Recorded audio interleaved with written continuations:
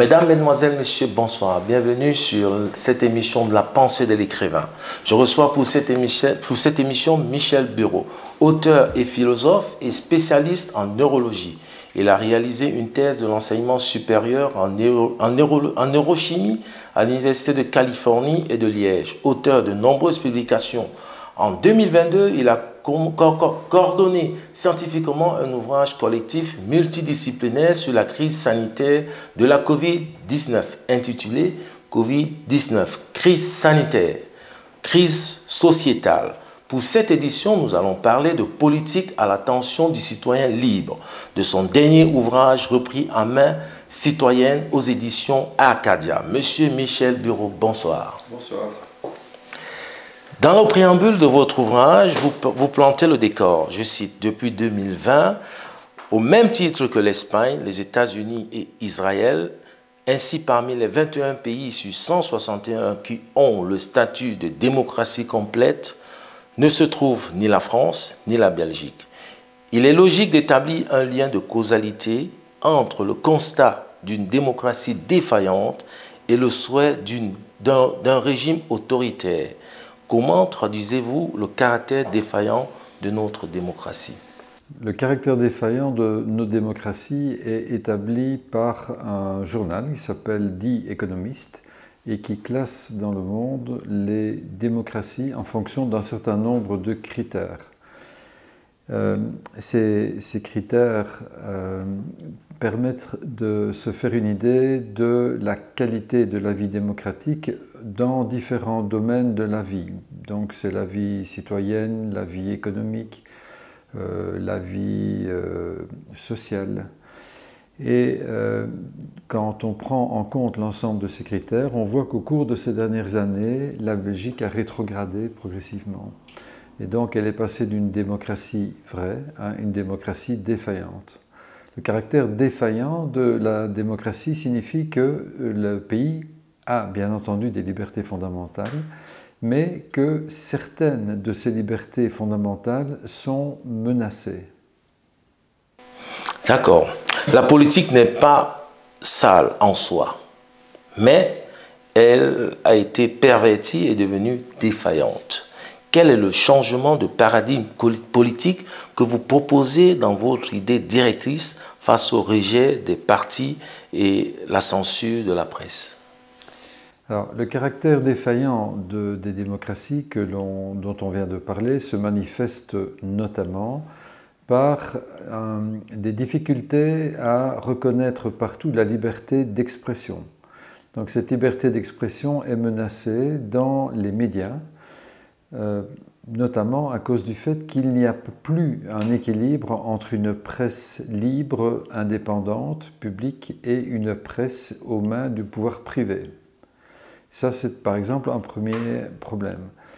Le second, c'est que l'opposition politique n'est pas mise sur le même pied que les pouvoirs qui sont en place actuellement. Exemple, dans notre pays, lorsqu'il y a des élections, ce qui est le cas pour le moment, si vous avez un mouvement débutant qui n'a pas fait 5% aux élections précédentes, il ne bénéficie d'aucun subside pour pouvoir faire des élections, ce qui n'est pas le cas dans d'autres pays. De telle sorte que les mouvements émergents sont défavorisés par rapport aux mouvements en place. Donc il y a toute une série de curseurs qui sont mis en place pour que les pouvoirs en place y restent et qu'il n'y ait pas de possibilité de changement.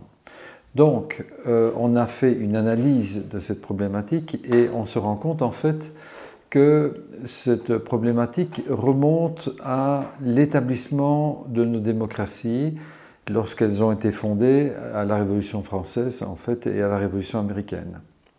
À cette époque, on a décidé de mettre en place des démocraties électives, c'est-à-dire que le peuple était représenté par des représentants aux élections, c'est ces personnes que l'on va élire, mais ces représentants en fait représentent, si vous voulez, une oligarchie politique. Donc ce sont des personnes qui prennent la voix du peuple, qui sont supposés les représenter, mais en réalité qui forment une élite politique qui occupe le pouvoir de manière continue et presque sur une base héréditaire. On a notamment dans notre pays de grandes familles de politiciens qui sont là de père en fils. Premier ministre, c'est pareil, au niveau socialiste aussi, à d'autres endroits, chez les libéraux également.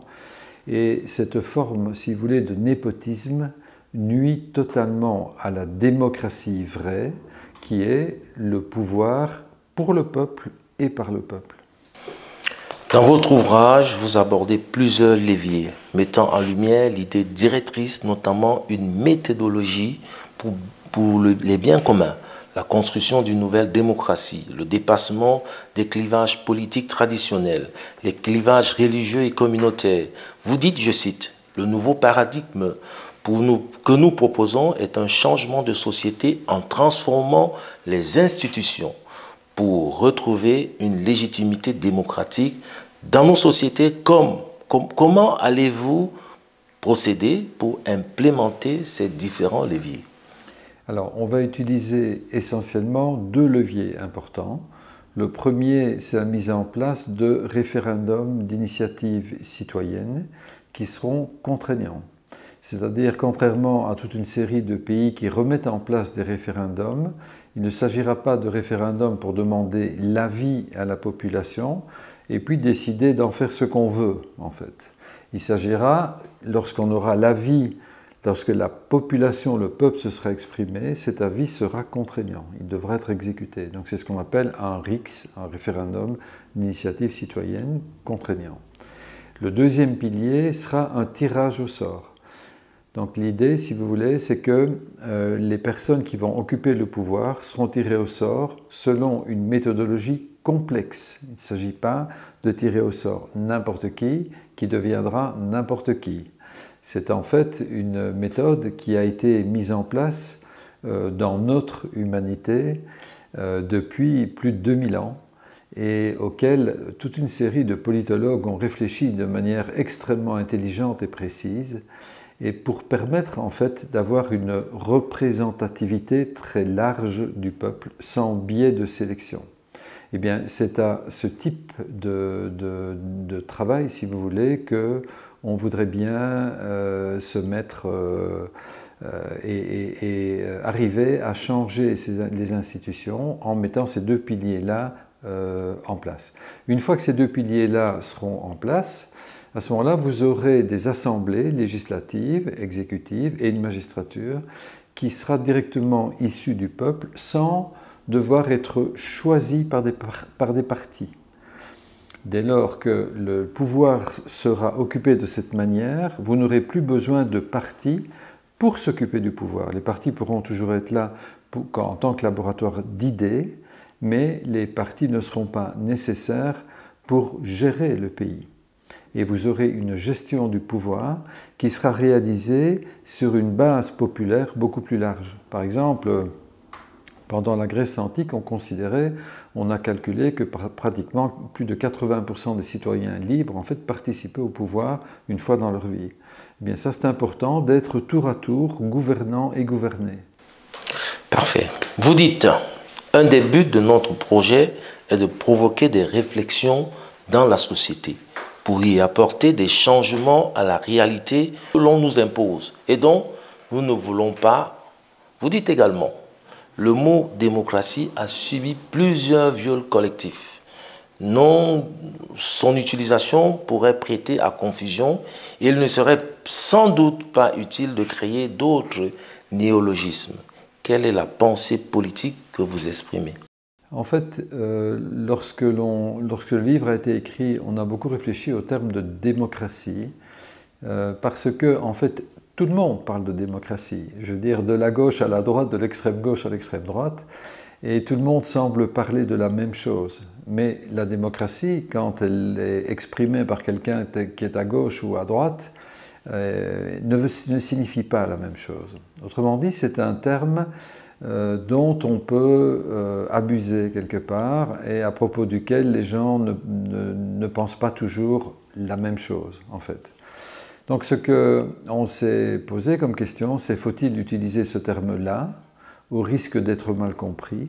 Ou au contraire, est-ce qu'on va l'utiliser parce que si on n'utilise pas ce terme-là, quel autre terme va-t-on utiliser et est-ce que les gens vont réellement comprendre de quoi on parle? Et puis alors on s'est dit, on va quand même utiliser ce mot-là parce qu'il est d'usage courant, mais il va falloir bien préciser le type de démocratie. Et donc, nous précisons bien dans le livre qu'il s'agit d'une démocratie semi-directe et non pas de la démocratie représentative, élective que nous avons actuellement dans notre pays. Bien, le citoyen est inutile dans les systèmes représentatifs. Les démocraties représentatives que nous connaissons deviennent le paravent d'un fonctionnement autoritaire. Est-ce que les démocraties dans plusieurs pays dans le monde ne sont-elles pas autoritaires? Alors, toute démocratie, à partir du moment où elle est élective, a en son germe une potentialité autoritaire, parce qu'elle est faite pour écarter le peuple du pouvoir. Puisque le but, justement, c'est que le peuple ne puisse plus parler, ne puisse plus agir que par ses représentants. Donc le peuple est écarté. À partir du moment où le peuple doit se taire et vous n'avez plus qu'une petite représentation en fait, qui tient le pouvoir, vous vous rapprochez d'un système autoritaire. Que ce système soit concentré en 1 ou 10 ou 20 personnes, il est concentré et il ne repose pas sur le peuple. Donc vous passez de ce qui devrait être le pouvoir au peuple, c'est-à-dire une vraie démocratie, à quelque chose qui se rapproche d'un régime autoritaire. Donc nos démocraties sont construites, si vous voulez, avec le germe de quelque chose qui peut devenir autoritaire. Et ce qu'on explique dans le livre, c'est que l'évolution de notre système économique favorise cette évolution autoritaire de nos régimes politiques. Pouvez-vous nous donner plusieurs précisions sur les démocraties représentatives, la démocratie directe, la démocratie pluraliste, cette démocratie qui est un chantier continu? La stococratie continue, la démocratie semi-directe, les représentations écarts. Selon vous, quel est le modèle de démocratie qui conviendrait à la nouvelle reprise en main citoyenne? Alors, je pense que c'est très bien que vous indiquiez qu'en fait, il y a de multiples tentatives de définir une démocratie. Et c'est très très loin d'être ridicule. C'est au contraire la preuve que beaucoup de personnes cherchent à améliorer le fonctionnement de la démocratie. C'en est la preuve et on n'échappe pas à la règle. Et donc ce que le livre essaye de faire, c'est aussi d'apporter une contribution pour essayer de voir, de comprendre quelle est la meilleure manière d'être démocratique. On peut, si vous voulez, résumer un peu les choses de la manière suivante. Si vous voulez qu'une démocratie fonctionne bien, il faut en gros 2 choses. Il faut qu'elle ait une base légitime. La base légitime, c'est la base populaire. Si vous avez une démocratie dont le pouvoir ne repose que sur une seule personne, vous n'avez aucune légitimité, parce que vous n'avez qu'une personne qui décide pour toutes les autres. Okay? Ça, c'est un régime totalitaire. Si vous avez, à l'inverse, une démocratie où tout le monde peut décider de tout à tout moment, dans ce cas-là, vous avez ce qu'on appelle une démocratie directe. La démocratie directe, c'est aussi une forme de gouvernance horizontale. C'est un terme qu'on utilise beaucoup pour le moment. Bon, ça, c'est une possibilité aussi de démocratie. C'est l'un et l'inverse de l'autre. Et puis, le second critère, à côté de la légitimité, c'est l'efficacité. Parce que c'est bien de dire il faut qu'une démocratie soit horizontale ou verticale. Enfin, je ne sais pas si c'est bien, mais c'est possible. Mais il faut que ça marche. Donc l'efficacité, c'est autre chose. C'est de vérifier si, dans la vie de la société pour laquelle on souhaite une gouvernance, il faut voir si cette société va bien fonctionner. Et cette efficacité-là, il faut regarder dans un système horizontal ou vertical si ça fonctionne bien.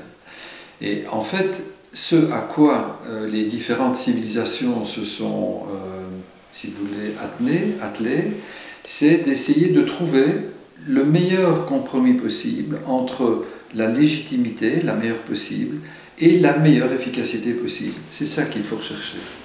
Et donc, quand on a une démocratie qui est uniquement directe, donc strictement horizontale, vous avez une excellente légitimité, mais vous avez peu d'efficacité, parce que vous allez demander l'avis à 100 personnes, vous risquez d'avoir 100 avis différents, et si vous demandez s'il faut aller à la mer ou à la montagne, vous aurez des gens qui voudront aller partout et vous n'irez nulle part. Tout à fait. Maintenant, si vous avez un régime totalitaire et que vous demandez à la personne où elle veut aller, elle ira où elle veut et les autres seront tous frustrés. Donc il faut pouvoir avoir un régime qui tienne compte des deux en fait, avec une bonne base, mais avec aussi des décisions qui peuvent se prendre avec efficacité. Et c'est pour ça que le terme que nous avons choisi est semi-direct, c'est-à-dire il y a une base directe qui est le référendum et le tirage au sort, qui montre que la légitimité est apportée par ces deux piliers dont vous avez parlé tout à l'heure. Ça, c'est la légitimité. Et il y a une efficacité, et cette efficacité, c'est la construction d'une certaine forme de représentativité, c'est-à-dire que vous avez quand même des institutions, des chambres tirées au sort, mais qui sont là et qui constituent une représentation de la nation. Et ça, c'est de la contribution notamment des Grecs, mais aussi de l'astocratie, dont vous parlez tout à l'heure aussi, et qui est un modèle politique qui a été apporté ici à la fin du XXe siècle, qui est très récent. Donc, ils sont des chambres tirées au sort et qui représentent, mais avec un turnover important, c'est-à-dire qu'on ne peut pas se représenter de multiples fois dans un même mandat, qui représente en fait le peuple. Donc, c'est ça une démocratie semi-directe, c'est essayer de trouver le meilleur rapport entre la légitimité et l'efficacité. Tout à fait. Le vote, il reste présent au niveau communal. Il devrait être libre et rémunéré, vous le dites. Oui. Libre car le vote obligatoire est antidémocratique. Est-ce que vous pensez que cela peut être implémenté dans un avenir proche ou lointain? Mais je l'espère, parce que nous parlions tout à l'heure de l'indice de démocratie de notre pays. Et le fait que le vote est obligatoire en Belgique le fait également baisser. Donc, si vous voulez, le fait d'avoir un vote obligatoire en Belgique n'est pas considéré comme une valeur démocratique ajoutée. Donc, le fait d'avoir un vote libre, en fait, serait quelque chose de meilleur pour notre démocratie. Il n'est pas normal de, en même temps, considérer qu'un pays doit être tout à fait libre et en même temps d'obliger des gens qui ne veulent pas voter à y aller. Il y a là-bas un paradoxe, et ce paradoxe a été souligné par de multiples États et par justement ce journal The Economist qui considère que ce n'est pas un critère de démocratie réelle. Donc oui, effectivement, je pense que le vote ne doit pas être obligatoire, clairement. Et alors, le vote pourrait être rémunéré dans le sens où il faut inciter les gens à participer à la vie politique. Et il n'est pas normal que des personnes, pour des raisons financières, ne puissent pas aller voter. Donc, le fait d'avoir une incitation financière pourrait aider les gens à participer à la vie politique. Et tout ce qui peut inciter les gens à participer à la vie politique doit être fait. Est-ce que cela ne peut pas être traduit comme rachat des consciences, si on finance les... Mais il y a peut-être des États dans le monde où on a payé des personnes à voter pour maintenir au pouvoir un dictateur, par exemple. Mais ça, ce sont des régimes totalitaires ou des régimes avec des partis. À partir du moment où vous êtes dans une démocratie semi-directe et qu'il n'y a plus de partis et qu'il n'y a plus de dictateurs, si vous donnez une incitation financière, vous ne pouvez pas imaginer que vous allez favoriser quelqu'un. La seule chose que vous allez favoriser, c'est la vie citoyenne et donc la démocratie. Parfait. J'ai souligné un passage de votre livre, vous parlez de la possibilité de disposer de son corps. Faut-il revoir les mécanismes qui encadrent le dispositif de santé jusqu'au niveau mondial? Bien entendu. Nous sommes dans une société actuellement qui privatise les biens communs. Donc les biens communs, c'est toute une série de choses, dont notamment la santé. Et notre santé, notre corps nous appartient. On le confie à notre médecin. Ouais. Le médecin, il reçoit un enseignement et sur base de cet enseignement, il nous soigne. Bon. Son enseignement, il vient d'une institution qui est une université, etc., etc. Et puis, bon. Ce qui n'est plus tout à fait normal, si vous voulez, c'est que les normes avec lesquelles on doit être soigné sont imposées par des institutions d'abord nationales et puis supranationales qui sont sous la domination d'intérêts privés. Si vous avez des intérêts privés et que vous pouvez décider de ce qu'est la santé, vous allez orienter la manière dont on doit vous soigner selon vos intérêts propres. C'est-à-dire que vous allez considérer que pour être soigné pour telle maladie, il vaut mieux utiliser un médicament que vous produisez et qui vous rapporte de l'argent plutôt que de considérer qu'il faut vous donner un soin qui ne nécessite pas de médicament et qui ne vous rapporte pas d'argent. Et donc, on se trouve actuellement dans cette situation très anormale où une organisation mondiale de la santé, qui est sous gouvernance pas exclusivement mais essentiellement privée, peut prendre des décisions éventuellement contraignantes, elle essaye que ces décisions soient contraignantes, sur notre santé, donc sur notre corps. Ça, c'est quelque chose à laquelle RMC s'oppose totalement. Coïncidence n'est pas relation de causalité, l'éducation est en difficulté. La responsabilité du déclin de notre enseignement depuis l'école fondamentale jusqu'à nos universités est donc de la responsabilité exclusive des représentants politiques. Quels sont les éléments qui vous ont porté vers cette pensée analytique? Alors, je crois que ce constat est un constat de logique pure, et qui va à contresens de toutes les analyses politiques des différents partis, mais je pense qu'on ne peut pas penser autrement. Pourquoi? Parce que si vous avez un autre raisonnement, ça voudrait dire que les enfants actuellement sont moins performants qu'ils ne l'étaient il y a un siècle, sur base de quoi? Ça n'a absolument aucun sens. Ou alors que les enseignants sont moins bons. S'ils sont moins bons, ça voudrait dire quoi? Que les adultes maintenant sont moins performants que les adultes d'il y a 30-50 ans? Probablement pas et sûrement pas. Peut-être, par contre, qu'ils ont été moins bien formés dans le système éducatif. Ça, c'est possible. En fait, si vous voulez, la seule explication crédible à cela, c'est que la manière dont l'éducation est dirigée dans notre pays, et pas seulement dans notre pays, la manière dont les processus éducatifs, dont les modules éducatifs sont imposés dans notre système éducatif, sont tout simplement des échecs pour une bonne partie d'entre eux. Un exemple très simple. Lorsque nous étions au début du XXe siècle, toute personne qui sortait de l'école primaire savait lire, écrire, calculer, connaissait l'histoire de son pays et sa géographie.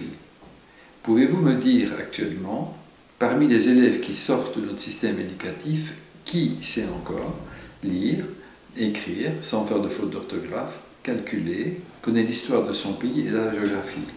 Il y a toutes sortes de raisons éducatives pour expliquer que non, il ne faut plus raconter l'histoire de manière chronologique, la géographie, oui mais non, écrire, c'est bien, mais peut-être de manière phonétique, enfin bon, il y a toutes sortes d'explications, mais le résultat, il est là. Le résultat, c'est que ça ne fonctionne pas. Et ces déficits se reportent bien évidemment dans le secondaire, et vous avez des gens maintenant à l'université qui ne savent pas écrire une page sans faire des dizaines de fautes. Est-ce que c'est normal? Bien ça, c'est, si vous voulez, la preuve que vous avez des méthodes éducatives qui sont imposées et qui ne fonctionnent pas. Et lorsque vous parlez aux enseignants, aux directions des écoles, ils vous disent « mais on voudrait bien faire autrement, mais nous n'avons pas le choix parce que ça nous est imposé ». Donc ce que RMC dit, c'est mais laissez donc l'intelligence éducative de nos professeurs, de nos instituteurs, de nos directions d'école, laissez ces gens-là réfléchir à comment il faut faire pour que nos enfants apprennent mieux. Et ils vont y arriver. Pourquoi est-ce qu'ils n'y arriveraient pas? Il n'y a aucune raison qu'ils n'y arrivent pas, sauf si on leur interdit de faire ce qu'ils pensent qu'il faut faire pour que les enfants apprennent bien. C'est ça le problème. La technologie n'est pas un problème parce que les GSM ont apparu à l'école et lorsqu'on écrit avec un GSM, on a déjà les mots préécrits. Donc est-ce que ça n'a pas fragilisé l'intellect de la jeunesse? Si, c'est-à-dire que vous avez tout à fait raison de le souligner, mais c'est un problème parmi d'autres. C'est-à-dire que la diminution des performances à l'école a commencé avant l'arrivée des GSM. Donc ce n'est pas le facteur unique. D'un autre côté, on doit aussi vivre avec les progrès de la science. Et donc, voilà, le GSM arrive au niveau de l'école, comment fait-on? Là aussi, pourquoi est-ce que des écoles n'arrivent pas à gérer le GSM des élèves? Il y a des écoles où le GSM est laissé à l'entrée de la classe. Il y a maintenant des expériences aux États-Unis où des écoles interdisent le GSM, même à l'entrée de l'école, et où les constats qui sont faits au bout de 2-3 ans montrent qu'il y a une amélioration importante des performances des élèves. Donc le GSM, c'est quelque chose qui pose effectivement un problème, mais c'est un problème qui doit être résolu, comme tous les problèmes qui se posent.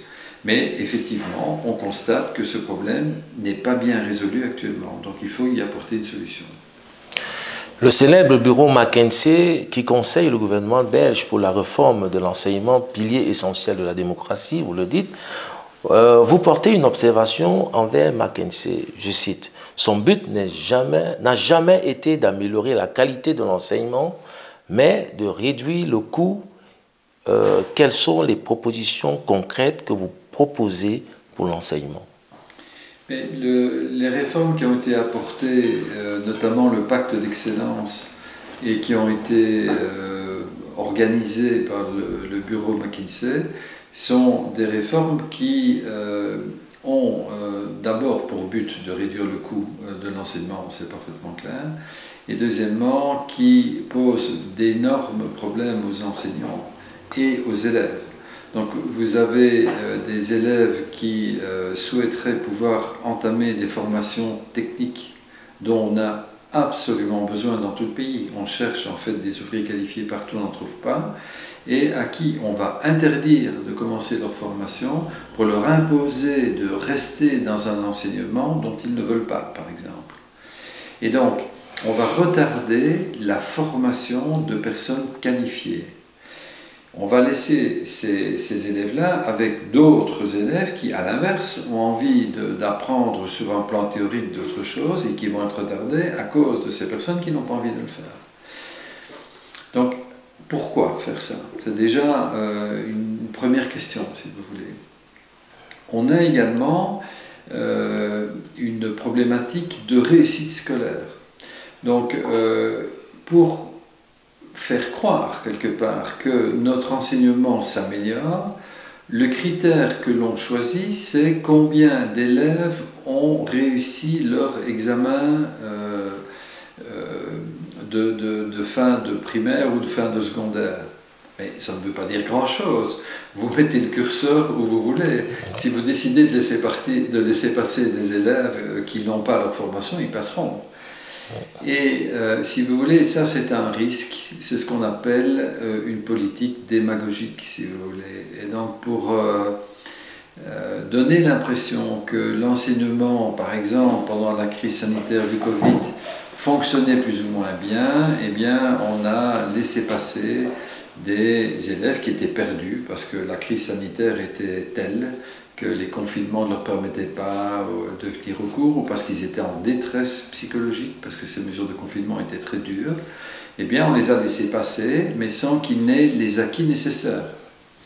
Donc, si vous voulez, toutes ces mesures-là conduisent à déprécier l'enseignement, et ces mesures-là ne sont pas faites pour que la qualité de l'enseignement augmente, mais pour donner l'impression que la qualité ne diminue pas, alors que dans les faits, comme je viens de vous l'expliquer avec écrire, calculer, etc., elle est manifestement en train de diminuer.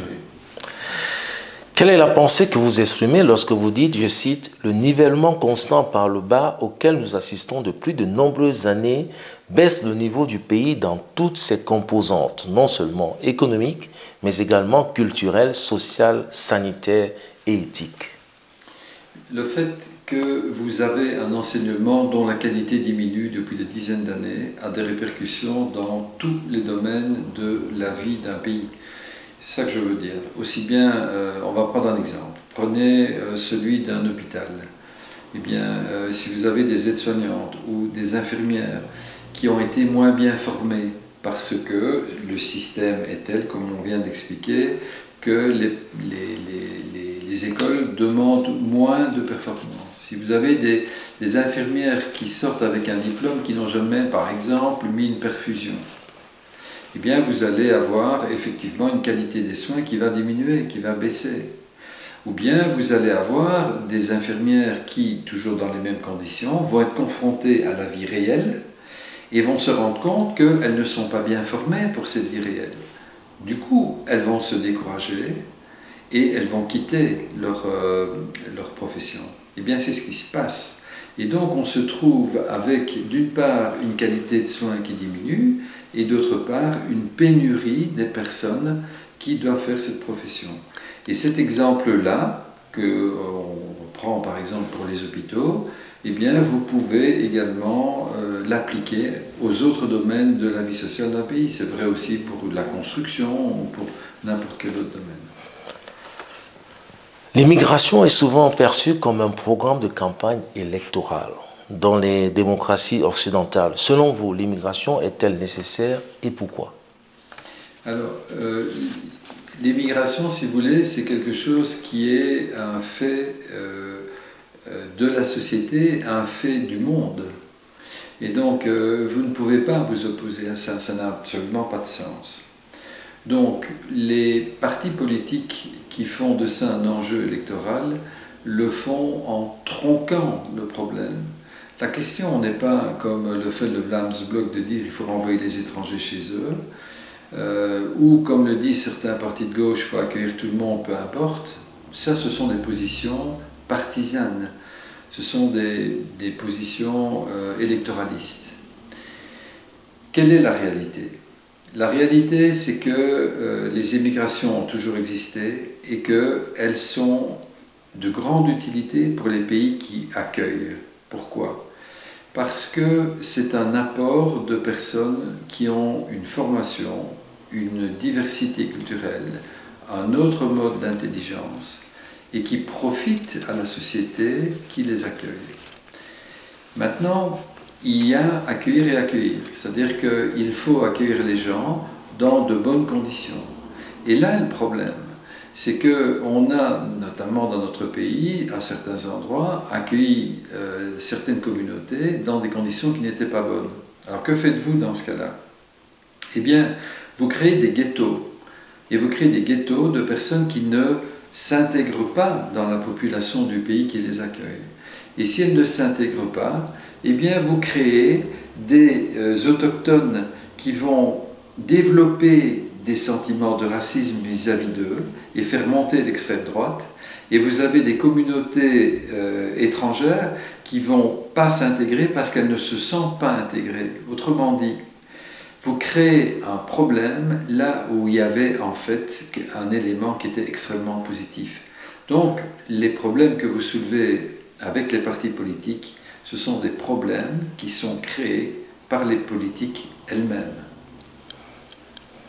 En fait, si vous regardez dans l'histoire du monde, les pays qui ont accueilli le plus d'immigration, ce sont des pays qui ont, sur le plan économique, toujours extrêmement bien fonctionné. Plus vous accueillez dans de bonnes conditions, et plus économiquement vous êtes fort. Donc, regardez en Europe, quel est le pays qui accueille le plus d'immigrés depuis des années, c'est l'Allemagne. On ne peut pas dire que c'est le pays économiquement le plus faible. Et on peut faire des parallèles dans d'autres endroits du monde. Donc, je vais dire, ce problème qui est posé par l'extrême droite est extrêmement mal posé, de manière inintelligente. Vous supprenez dans votre ouvrage, je cite, « Le chantier de la justice est donc une priorité de notre programme. Vous souhaitez supprimer le ministère de la Justice. Quelle est la pensée politique que vous préconisez pour le contrôle de la justice par le citoyen, par les citoyens? » Une des fondations majeures de la démocratie, et qui a été bien explicitée par Montesquieu, c'est l'indépendance des trois pouvoirs. Donc c'est l'indépendance du pouvoir législatif, du pouvoir judiciaire et du pouvoir exécutif. Ce que l'on constate dans notre démocratie, vous faisiez notamment allusion tout à l'heure à la démocratie continue, qui est un livre écrit par Dominique Rousseau, qui est un constitutionnaliste français, ce n'est pas Jean-Jacques Rousseau. Eh bien, ce constitutionnaliste fait également ce constat en France et montre que la justice n'est pas indépendante de l'exécutif. Pourquoi? Eh bien, parce que le ministre de la Justice est nommé par l'exécutif. Autrement dit, vous avez un lien direct entre l'exécutif et le judiciaire. Donc, il faut couper ce lien-là. Et donc, ce que l'on dit, il ne faut plus un ministère de la Justice en tant que tel, il faut une magistrature indépendante, tirée au sort d'ailleurs, comme le Parlement, à travers les magistrats qui sortent des écoles et qui sont dans la société civile, et qui vont constituer une magistrature indépendante du pouvoir exécutif. L'écologie est une science avant une doctrine. Vous avez les climats sceptiques, l'énergie nucléaire dans l'ensemble. Vous dites, je cite, « Le climat continuera dans sa marche inexorable vers le réchauffement ou le refroidissement, sous l'influence du Soleil et des mouvements de notre planète sur son orbite. » Quelle est la pensée politique et les mesures pratiques au-delà des controverses que vous préconisez? Alors, si vous voulez, la pensée qui est derrière, c'est qu'il y a beaucoup actuellement de conflits entre ce qu'on appelle les climato-sceptiques et les autres. Et donc l'idée, c'est est-ce que la production anthropique du CO2 est responsable en fait du réchauffement climatique? Sachant que le réchauffement climatique a existé évidemment dans notre planète à l'époque où il n'y avait pas de production anthropique. Et le Groenland, qui porte très bien son nom de pays vert, était un pays où il n'y avait pas de glace à une époque où il n'y avait pas de voiture ni de production de CO2 anthropique. Donc il est évident que la planète a été soumise à des variations climatiques importantes de toute époque. Ici, il est tout à fait clair que cette variation de CO est aussi dépendante des activités humaines. Quelle est la part qu'elle joue dans le réchauffement climatique reste en partie une controverse scientifique complexe. Ce que l'on dit, c'est que il n'est pas impossible que le monde économique utilise cet argument-là pour proposer des changements de société probablement excessifs et pas toujours réfléchis. On peut prendre un exemple tout simple, la voiture électrique. Donc la voiture électrique serait la solution préconisée notamment par la Commission européenne pour réduire cette production anthropique. Mais si on fait le calcul écologique de l'extraction des minéraux nécessaires pour la construction des batteries de ces voitures, lorsqu'on fait le calcul de la démolition des matériaux de ces voitures à la fin de la chaîne, on constate que le bilan écologique n'a rien de positif. Donc, si vous voulez, nous, ce qu'on dit chez RMC, c'est, sans entrer dans cette controverse, il y a également d'autres choses que l'on peut faire, dont on est parfaitement certain que, sur le plan écologique, elles seront efficaces. Par exemple, de réduire les gaspillages inutiles. L'obsolescence programmée, qui est quelque chose d'illégal, est fait de manière générale. Eh bien, que l'on applique l'obsolescence programmée, on aura beaucoup moins de déchets, on devra utiliser beaucoup moins de matériaux pour produire des objets qui vont durer plus longtemps, on aura moins de déchets dans les océans et un peu partout, et dans ce cas-là, eh bien, la planète se portera mieux, indépendamment des théories des uns et des autres sur le réchauffement climatique, parce qu'on va prendre une mesure qui est une mesure de bon sens. Il y a évidemment d'autres mesures que l'on préconise, mais notamment celle-là. La liberté numérique permet la diffusion d'informations de qualité diverses, mais la liberté d'information ne se négocie pas. Au niveau de la communication et des médias, quelles sont les propositions pour la reprise en main citoyenne? Vous poursuivez, je cite, « Ce n'est pas la désinformation qu'il faut craindre et combattre, contrairement à ce que cherchent à nous faire croire nos autorités, mais les atteintes à la liberté de l'information. » Pouvez-vous situer votre pensée politique?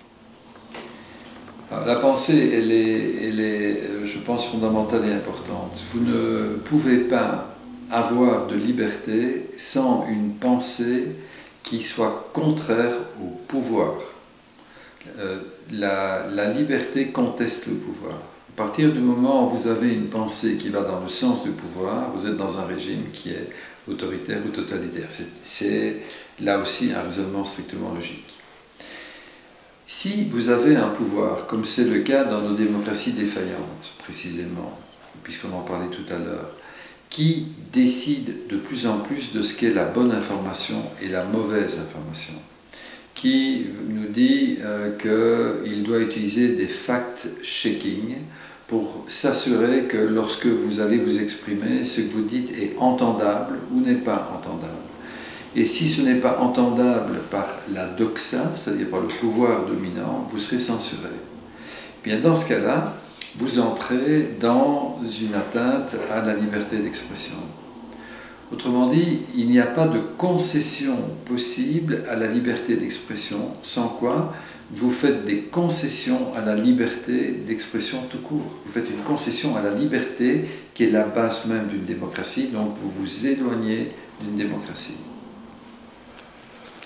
Pour la prise en main citoyenne, vous avez mis en évidence des leviers comme la création d'un ministère de la citoyenneté, les biens communs, la réforme de l'âge de la retraite, les libertés, la mise en place d'un ministère chargé de la protection des libertés. Quel est l'impact que cela pourrait avoir par rapport à ce qui existe actuellement? Les atteintes justement à la liberté sont de plus en plus nombreuses dans tous les domaines. On vient d'en parler. On a parlé de la liberté d'expression. Il y a récemment une condamnation si vous voulez, de l'État fédéral parce que les données administratives ne sont pas, si vous voulez, données de manière contraignante aux citoyens qui les demandent. Donc si les citoyens les demandent à une institution qui s'appelle la CADA, eh bien la CADA n'a pas le droit de les donner, si vous voulez. Donc les autorités administratives peuvent se soustraire à une demande légitime des citoyens d'avoir accès à des documents administratifs. Vous pouvez multiplier comme ça de manière importante les atteintes à la liberté individuelle. Nous parlions tout à l'heure de censure. Je vais donner un exemple ici. Nous avons pendant les élections une commune qui a décidé dans son collège et même dans son conseil communal qu'on ne pourrait pas afficher si les mouvements qui souhaitent afficher n'ont pas des listes complètes à la fois pour le fédéral, pour le régional et pour les élections européennes. Eh bien, prendre une telle décision est parfaitement illégal. Donc ça aussi, c'est une atteinte aux libertés. Donc il y a toute une série d'atteintes tellement importantes qu'il nous paraît légitime de proposer qu'un ministère des libertés soit accessible aux citoyens pour dénoncer ce genre d'atteinte. Il ne faut pas laisser l'État dériver dans son fonctionnement autoritaire et il faut qu'une structure soit accessible aux citoyens pour dire attention, là il y a un danger, nous ne souhaitons pas que ça continue ainsi. Nous arrivons au terme de cette émission. Un problème se révèle par ou les symptômes qu'il produit. Sa résolution peut s'opérer de diverses manières, selon les choix souhaités. Le mécanisme actuel de création monétaire, faut-il le repenser? La politique étrangère se concentre davantage sur la force et la capacité de son armée. Quelle est la pensée politique que vous avez élaborée pour une paix perpétuelle? La pensée qui est derrière, c'est que la politique étrangère actuellement est une politique essentiellement basée sur des rapports de force, exclusivement. Donc c'est quelle est l'armée qui est plus forte que l'autre, et avec mon armée qui est plus forte que la tienne, je vais avoir un levier économique sur toi. En gros, c'est un peu ça. Il nous paraît essentiel de rappeler deux choses. La première, c'est que tous les peuples ont droit à une autodétermination. Tous les autres critères que l'on peut utiliser pour justifier qu'un peuple n'ait pas droit à s'autodéterminer sont des critères suspects. Ce sont des critères imposés, ce sont des critères autoritaires. Donc l'autodétermination d'un peuple est quelque chose qui doit être respecté. La seconde chose, c'est qu'il n'y a jamais de bonne raison à régler un conflit par la force. Jamais. Et très généralement, quand un conflit se règle par la force, c'est que derrière, il y a des intérêts qui sont des intérêts d'ordre économique ou d'ordre géopolitique, mais qui n'ont rien à voir avec l'intérêt des peuples locaux. Au contraire, c'est eux qui souffrent. Donc la politique étrangère devrait être axée sur deux piliers. C'est l'interdiction de l'utilisation des armes et de la force armée dans la résolution des conflits. Et le second pilier, c'est le droit absolu des peuples à s'autodéterminer. Je vous remercie pour cette interview. Oui. Mesdames, Mesdemoiselles, Messieurs, nous sommes arrivés au terme de cette émission. Je vous donne rendez-vous pour le prochain numéro de La Pensée de l'écrivain. À très bientôt.